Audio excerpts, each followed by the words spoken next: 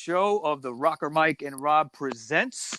I want to thank Sonny Vincent, Brooke Delarco, and we're going to be talking about a show that's coming up this week. It's the 30th anniversary of the passing of Johnny Thunders as a special tribute show for him that Brooke has organized. We're going to be able to see that on Facebook. Good. Brooke, how you got this started? Some of these shows have been put on like for a number of years in Los Angeles with Walter doing them for memorial shows.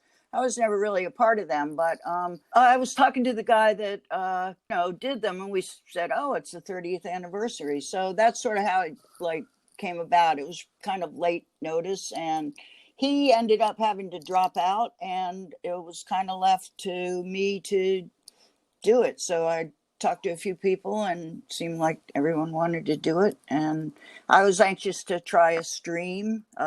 So that's how it all came together, basically. Yeah. Okay, we're going to be able to see this on Friday, actually, the 23rd on Facebook Live. Is that Twitch TV on there's a Twitch TV channel for it. It's called This Was Not Punk 77. And it'll air at the 23rd at 8 p.m. Eastern. Yes. And the 23rd being the exact day 30 years later that Johnny had passed.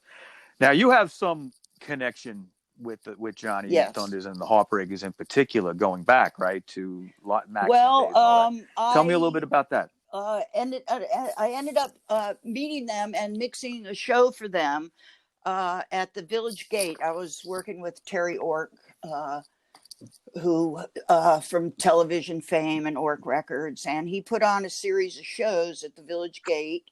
And the Heartbreakers had been in England recording LAMF, and it was the first shows that they played when they came back. And Terry tapped me to do sound for some of the bands, and that was one. And it was the first time I had ever even really heard them. Because they had been in England when I was starting to come around the scene. Anyway, so I did those 3 shows with them. They liked my sound. Billy in particular pushed to have me, and I went along and did all of the shows that they did at Max's up through the Live at Max's album, which I also was the house mixer on. Yeah. Awesome. Now, Sonny Vincent, welcome, man. I want to thank you for coming on. Yeah. You're part of this tribute, and you have a incredibly, fantastic long history here in music, going back in the New York scene from the 70s with the Testers, and then many other bands after that. You've played with guys from the Stooges. I played with a lot of different people, especially since I went solo. Yeah, I mean a lot of different people. So Brooke invited me, and me and Brooke are friends, and we had a lot of cool conversations, about different things, and back in the day things, and about John, and I've got many different, family tree kind of connections with John. I knew John from back in the day, and I played with Arthur in the studio, and I visited Johnny when he was in Hazleton, shot pool with him, and so there's a lot of stories we've traded, and it was funny because Brooke invited me to be part of this memorial, and the very same day, a guy in Germany, without even telling me, took a song that I'd written as an homage. I had an album out like about, 20 years ago, and it came out only in Europe. And there was a song on the album called Johnny Thunders, I Miss You. And you'll hear it. And it's this guy took that song and then cut a bunch of pictures of John and made a video, a really cool, impactful video. The thing I liked about his video was that it showed really nice and great pictures of John. Like it's John. Sometimes, I'll be like on Facebook and there'll be pictures of John where he looks really sick. And if you knew him, you knew he was kind of not looking good and feeling sick. And people are going, "Oh, it's so great. Look at that guitar." And I was thinking, geez, but this really shines a light on his prime and, what the thing that we all knew him for. And so it's a nice, it's a nice homage where, he is presented well. And I didn't even know this guy was making it. Brooke contacted me and I said, well, maybe you want to use this. And I sent it to her and she liked it. So it was really kind of a lovely coincidence. Yeah. Wow. Thunder's Wow. in the Yeah, air. I'm really anxious to hear that. Let me ask you this, Sonny. Yeah, definitely. Let me ask you this, Sonny. I mean, you go back a long time, and I'm sure Johnny was a big influence on your music. He definitely was. What was the first moment you realized about his brilliance and his guitar playing, and how did it influence you? That's interesting. It just kind of had like I don't know, like I had already been in bands in New York. Like I had a band called Liquid Diamonds and one called Fury that played with Suicide. So I was already on the scene before the scene opened up in CBGB's and Max's. And so I had my music, and I didn't have the same kind of music as, say Johnny. But, anybody that, when I later did hear John's music and, the Heartbreakers and, of course, I heard the New York Dolls and stuff. And I don't believe it had a direct influence on my groove because with Testers, we were more angular. We had more of it's hard to explain, but our stuff wasn't kind of rock and roll-y, and so, but, yeah. To hear Johnny is to love Johnny, so it's like, I'm not saying something disparaging. I'm just saying that I was more influenced by the stuff that influenced him. Like when I played with the drummer from the Stooges, I said, well, what did you grow up listening to? He said, well, the Beatles, the Stones, the Shirelles, the Ronettes, the Yardbirds, so we kind of all had the same initial influence and then came to our own result in music, but still, there's no taking away the profound effect that, John's, like very authentic style influenced a lot of people, if not in attitude, but also in music, Yeah, definitely. And I mean, it's amazing to even hear that you played with Scott Ashton. That's fantastic. Yeah, when I realized in my bands that I did all the work. So at some point I just said, why call it a band name? Let's just call it Sonny Vincent. He does everything, makes the posters, sets up the tours, so promotes it all. And then the drummer shows up at an airport with sunglasses and drumsticks, hey man, let's rock and roll, so I just started calling it Sonny Vincent only because, I did, most of the stuff and I wrote the songs and I wasn't going to break up with myself, bands break up. So once I decided to, call it just Sonny Vincent, I had the opportunity to, reach out to people, and say, hey, Wayne Kramer, could you play guitar solo on this, this song? And hey, Tony Fate, you want to go on tour, so that it opened up kind of an interesting vista of like all the musicians that I knew when they were free, they could play with me. So it wasn't planned that way, but it did work out cool that way. And, I recorded this song with Arthur Kane. There was a company that asked me to do a cover of a Chuck Berry song. And usually I don't do that. I don't do like the covers and stuff and, for compilation covers albums, but I thought that would be a challenge to do a Chuck Berry song and not to ruin it, and so I was in LA and I thought, who could I get to play drums on this song that wouldn't ruin it? So I called Clem Burke from Blondie and Clem was in. And then I was saying I would really like Arthur, to play bass on the song. So, and this was before the Dolls reunion. So Arthur played bass on it. It really came out cool. You can listen to it sometime. It's called Carol. I think it's on YouTube. Yeah, I'd love to hear that. Arthur had such, he was such a great musician and he had such, talent that kind of goes, unrecognized, unfortunately, and he was taken away from us way too early. But let me ask you this one question though. Do you feel that the Heartbreakers was pretty much the greatest thing Johnny did? Many people say that. I do. Yeah, I do. I mean, I liked the New York Dolls a lot, but I felt that I just liked Johnny the way he sang, and I liked when he did his own thing. It did have an impact on me that was different from the New York Dolls. It just had some kind of a different kind of authenticity for me. And so The Dolls had authenticity as well, but in a different way, So Yeah. I dug it. Yeah, I thought there were, I thought the Heartbreakers were, like just an amazing, amazing group. Yeah, I mean, I definitely am a believer of that. That it's the Yeah. best thing he ever did. But the Dolls, the shining moments are stuff like Chatterbox, and stuff that really when he shines, and when he is kind of like, I think he was a little confined within that band, Yeah. that he, and I guess that's how it is in a band. But there's a lot of reasons for that. But and then when he did the Heartbreakers, and he cut his hair, and he had that whole look, and they kind of formed around that image. It I think that's really what he was. And then later on in his career, when I always felt this was some of the saddest stuff about him, is he was looking to go to New Orleans to start kind of a new thing of playing like serious blues music. And I think he would have been able to do that. I think he would have had he lived. Do you agree? Definitely, definitely.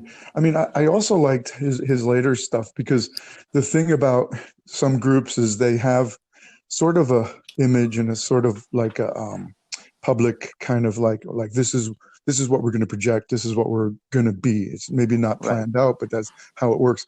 When John did his solo stuff, like like I guess we all knew him, and like we all knew Arthur, and like there was a very sweet nature about both John and Arthur. Yeah. That Johnny's nature does not come across in as much in the Heartbreakers. It's like, hey, sound man, get the dick out of your nose, Yeah, And it's like, No. it doesn't come across. Well, that's my opinion. Well, In I some did of the sound songs it for him. He does. called me young lady, Yeah, and no, I'm saying that in the music. On What I'm stage saying he is that didn't in do the that, though. on stage, yeah, that's what I'm saying. On Brooke stage, it doesn't come. baby, Brooke baby, give me some more monitors. Oh yeah, I'm not talking about in person, Brooke. He I'm talking never about. had to ask me for more reverb either, by the way.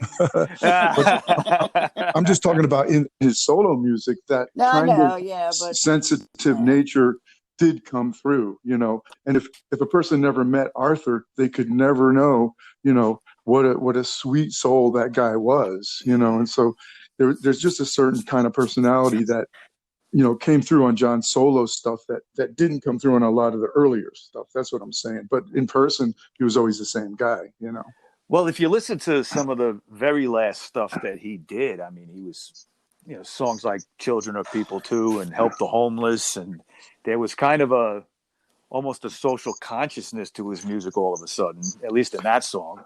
Yeah, he was kind of going that way, huh? Yeah, and and I just loved like how he brought like Jamie Heath on saxophone, and doing a lot of that. I don't know. It just his music had evolved. I think at the very end there, and I think that had he survived, he probably would have put a great blues band together. He'd probably still be playing down there in some kind of review or something. Well, here's an interesting tidbit. Considering New Orleans, I actually have some recordings. They were probably his last recordings, just him playing guitar and singing these sketches into into a recording, and it's from New Orleans, and I don't think anyone's ever heard them before, and I'm gonna. Is this? Let me ask you. Is this from the time in New Orleans before he died, Brooke, or another time? What I think they are. I think they're sketches of stuff he was working on around that time in New Orleans. And there are a couple of blues things on them. But I have a couple of them that I'm also going to add into the live stream for the show. Speaking of New Orleans. Okay, so you're gonna put this as part of the show, like an audio track or something, like. Yeah, I'm gonna put it in as an audio track somewhere along in the show. The show's gonna be like built around everybody's video and a couple of pre-recorded things and a few live things that we're gonna do in LA the day before. And and then I'm going to add some of these little clips, like probably for like behind credits or something like that. But it'll be some material I don't think anyone's ever heard before. Okay. Now Yeah. we know Sonny Vincent. We know you're part of this whole thing. Brooke, can you tell us a few other people involved? Yeah. Let's see. Well, we're hopefully having Henry Paul Tortosa, who was a guitar player with Johnny a lot during the 80s and the Oddballs, I believe, and Cosa Nostra, more notably. And then Joey Pinter Band Excellent. is going to be playing. They did a five-song set out of Chicago. Let's see, who else? Ricky Rat and Nikki Corvette are sending something in. Sonny, of course. Haven't heard from Nikki Corvette in a while. Yeah, she does a few things with Ricky every once in a while. Excellent. Yeah, who else is on it? A band out of L.A. called Electric Children, and we have an LAMF tribute band. There's another group of guys that have been doing that for a while, so they're going to do a couple of songs on it. Isn't Frank Meyer going to be on there too? Well, Frank Meyer is going to be on there with Dino Everett. They're going to do Streetwalking Cheetah's acoustic set, and then Dino will be playing along with Freddie Katz and the Thundertones, we're going to call them. But anyway, Jonathan Paley is going to play in that band, and Jamie Holiday, another guitar player from L.A. Fantastic. And who else? Joe Mazzari from the Daughters. Got a couple songs going in, and well, let's see, who else? Roxanne Fontana from England. She lives there now. Sent in a song. Can't Put Your Arms Around a Memory, that we've got a montage of Thunder's pictures going to. So it's really a lot of nice stuff. Sam Harris from Sweet Things out of New York. Yeah, I'm a big fan of the Sweet Things, and Sam's a nice guy. Yeah. I'm friendly with him too. Sam's coming out to LA, he's coming actually. Out to, he's doing it live for you. He's going back to back. He's doing Walter's thing, right now he's rehearsing, and then he shoots them with them, and he's getting on a plane and coming out to LA Fantastic. to do us. He's amazing, his dedication. No, he's a great kid. He's always at these kinds of things. Yeah, he is. I remember one time sitting in International Bar, which is one of my major haunts where we all hang out. That's where Rob Rossi, my partner here on the podcast, that's where he bartends. And Sammy comes in once in a while, and I remember just having a drink with this guy, and I just said to him, "How old are you?" And he after a few minutes of talking about music, and he tells me he's in his 20s, and I'm like, "Holy shit! How do you know about all these bands?" He's amazing. And then that Sweet Things band is fantastic too. The one record that they put out like 2 years ago, it's great. He did the artwork for our flyer as well. Oh, he did. Do you have a flyer now? Last time I talked to you, no, we've got it in. It just came in, sort of finalized today. Actually, if I sent you one, so take a look. Oh, you did. Okay, I'll have to look for that. You can look at your messages. That'll give you the whole lineup too. It's funny because there's so many different connections, in New York and everywhere with John. Brooke, I was just thinking about that other song that I wrote. Somebody could probably use it for one of these things, but I wrote a song one time called "Scratching on the 8 Ball." And it was about my childhood and loosely about John's whole career. And you guys know the game 8 Ball. I was up in Hazleton and visiting John, and I was shooting pool with him. Actually, me and my drummer, we were shooting pool, and John, was really good at pool, and but we were playing 8 Ball, and he was playing my drummer. And on the last shot, he would say, "All right, 8 Ball in the corner pocket." And, the white ball would scratch and he'd lose the whole game. Or the 8 Ball would go into the wrong pocket. He'd lose the whole game. And it was like 4 games with the drummer that Johnny scratched, on the 8 Ball. So I said, well, let me play. And he, weirdly enough, he was scratching the same thing. He was cleaning up the table. And I was going, God, it's kind of like a metaphor for someone who probably should have been as big as the Stones, but somehow, just the opportunities just kind of flew by because of, this and that. And so, I wrote that song, and I I didn't do the guitar solo on it, and I saved it. And when I went to New York, I had Walter play the guitar solo on that. So it's kind of poignant and bittersweet to have Walter I get the playing on that. metaphor. I see That's a exactly what you're recording? saying there. Yeah, it's called Scratching on I'd the like Eight to hear Ball, that. and Walter plays the guitar solo. And That's like it's kind of loosely about John. Yeah. Let me ask you, Sonny. Now it's been 30 years since Johnny died. How much of his influence do you see in today? I know you kind of were alluding to that just now, what you were saying, but where do you because even in the Lower East Side today, there's always Johnny clones somewhere. You always run into them at shows, especially the Bowery electric scene kind of bit. There's still guys like that, but where do you see his influence today? You see it in a lot of young bands in their music. You see it also in a lot of people's kind of attitude, that kind of fuck you attitude. Right. And that swagger that John had.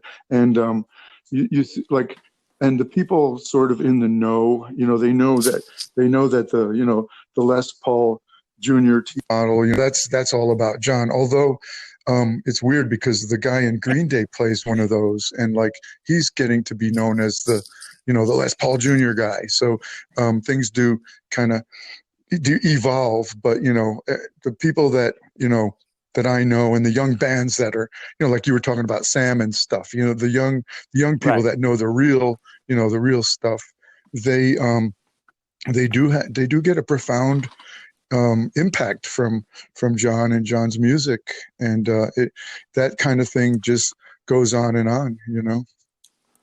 Yeah, I mean, and just talk about like the Waldos for 1 second. Walter had passed away last summer.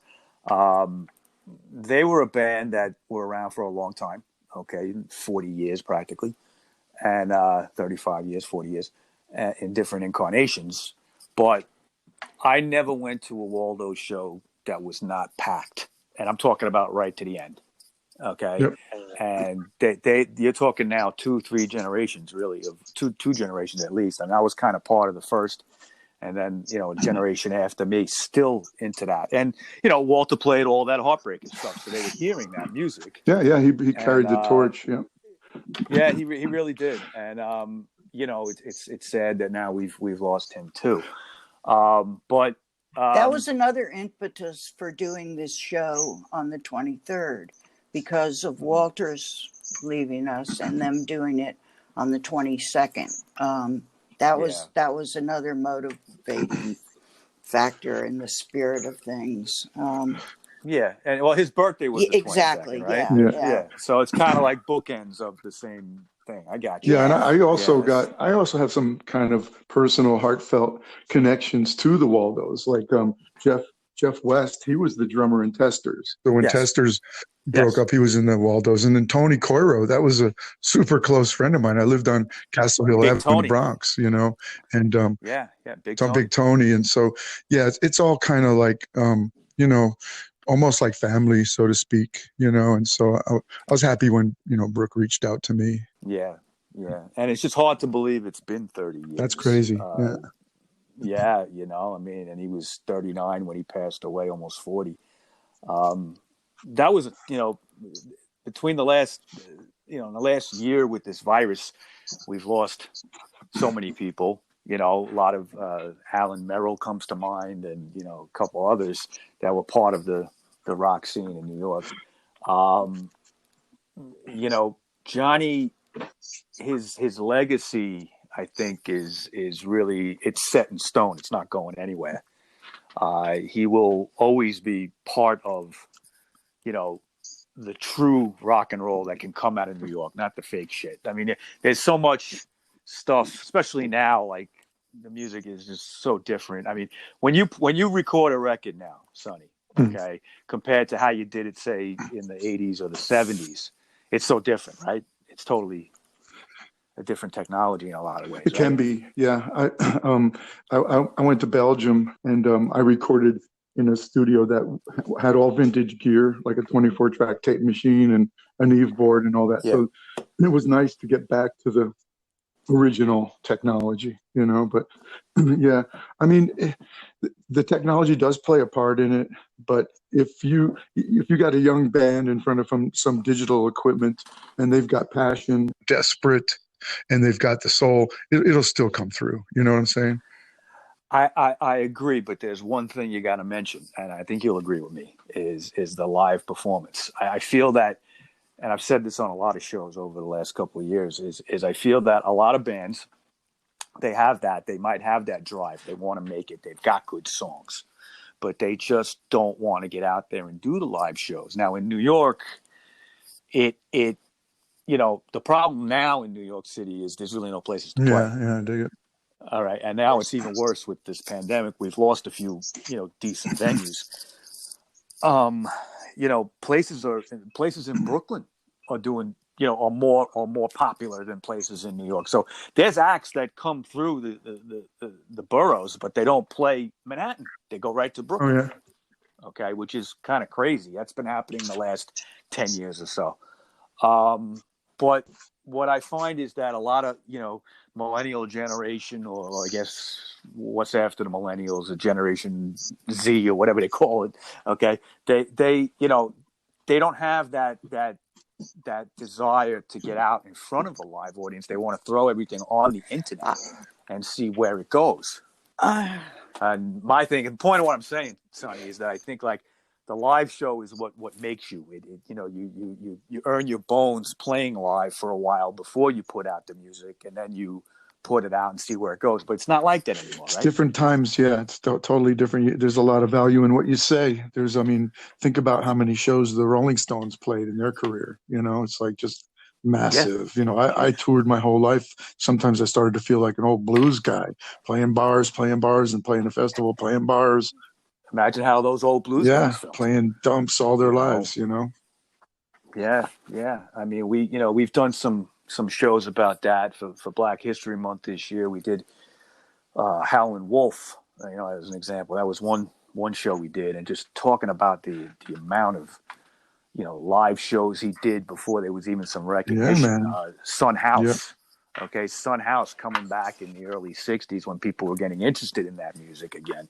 And I mean, it's all cool. I mean, these guys, the old blues guys, definitely, they got their respect later on. But yeah, I can imagine if you're playing out your whole life like yourself, you start to feel I think they should keep doing the streaming as the clubs open back up. It should be both. I think you get a larger market, and it's the way to go. I enjoy being able to sit in my apartment and watch a show streaming out in New York that I can't be at. Yeah, and I do agree with that. I don't have any problem with the streaming. I think that's a great way to reach more people. Yeah, well, and every club should have that. Imagine if CBGB's had streaming back in the 70s. Yeah. I mean, that would have been like, amazing. We'd have footage of all this shit. I just wish CBGB's had plumbing back in the 70s. Well, they had plumbing, but it tended to bubble up the floor. No, let's not go there. Wow. But maybe you guys, maybe when we're done, you guys can just like edit it to get some of the, some of the cool sentences and quips, because like, since there's nobody else here, I don't want it to become the Sonny Vincent show. I was just thinking that. Like, I feel a little bit. Uncomfortable being. No, I mean, we're talking about John. Yeah. We're talking about but maybe Johnny. just a few, few clips of me and Brooke, because I really don't want it. This is for Johnny, and it's not about my career, Yeah, well, we can talk about the show a little more too. There's some things that would be nice when there would be more people, because we could get into some of the more personal, interactions with John, like stories and, just the crazy stuff that he surrounded himself with that are interesting. It's different from just the music. He had a whole crazy life that, sometimes we were privy to, and some of it was pretty kind of interesting. This might be a part to edit. Not sure if I want to go down that Well, road I right got to now. say, when I worked with the Heartbreakers Mhm. during that roughly 2.5 year period, that he was together. He showed up. They did like professional sound checks. It was really funny watching him and Walter banter back and forth, at sound check is Oh, yeah. who's louder, and like, shut the fuck up, John, like, you're too loud. Nah, back and forth. And, he was, for my money, they were the best of, of all. Him and Walter, that combination, and, that era of shows at Max's are the best they ever were. Again, I Yeah. couldn't agree more. I think that was the high point. Now, I was a younger guy. I didn't get to see those Right. years. I saw Johnny later on when he was a little bit, more messed up. Yeah. But that's all part of his story. But even I seen him a few times solo, and you never, they were great. They were great shows, no matter what happened. There's some great. Okay, There's he was some always great great. video from Max's, from particularly a show that Paul Schinkel shot that aired on Intertube Video, the color one. Yeah, that's a show I did, right. and it's possible that it might see the light of day sometime, but that is really quintessential Heartbreakers and video right there. I and the have sound seen is that, good. or pieces of it, Brooke. Yeah. Mm-hmm. Yeah. Mm-hmm. We're trying to get it out. Hopefully Paul is giving me a piece of video of something that is not up and playing to add into the show too. So I'm hoping that he'll be able to do that, and we can sort of debut another, unseen feature footage of John. Yeah. Anything you Yeah. can uncover of Yeah. Johnny Thunders is Right. Well, it's out amazing. there. Paul's got it. I'm seeing if I can get a clip for the show. But you guys did hear that there's a finally, supposedly, the original LAMF is coming out with a remastered off the original tapes. Oh yeah. I think it's coming out for Record Store Day coming up soon. Yeah, that's LAMF's been remixed and redone and reworked like so many times. I've got like 7 versions of the freaking album. But it's nice that they found finally that lost master's tape that they could do something with, because everything's been remastered from copies. It'll be interesting to hear. Is that true? Yeah. I would have liked to have mixed it.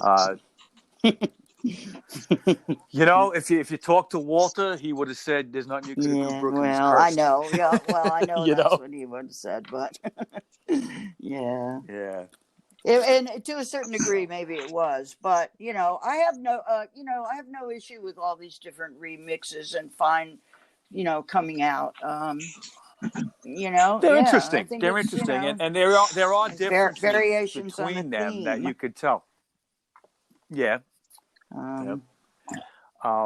Definitely. Well, so Sonny, I want to thank you for coming in. You're welcome. Okay. And Brooke, I want to thank you for the hard work you've done putting this together. Thanks. We're going to be seeing this Johnny Thunders tribute show on Friday, the 23rd. What time now, Brooke? Eastern, 8 o'clock? 5 Pacific. Okay, Twitch, that's on Twitch TV. Twitch TV. Yes.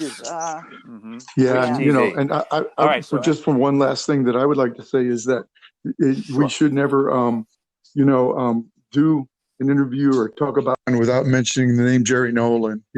Jerry was just like one of the best drummers ever born, and they had a lifelong relationship, and we all miss Jerry dearly. I couldn't agree more, and we definitely should not, leave him out. The two of them That's were another like reason the partners in crime, Heartbreakers were so good. Yep, totally. Yes. Jerry does not get the recognition he should. Hopefully that'll change someday. Great drummer. Yep. Definitely.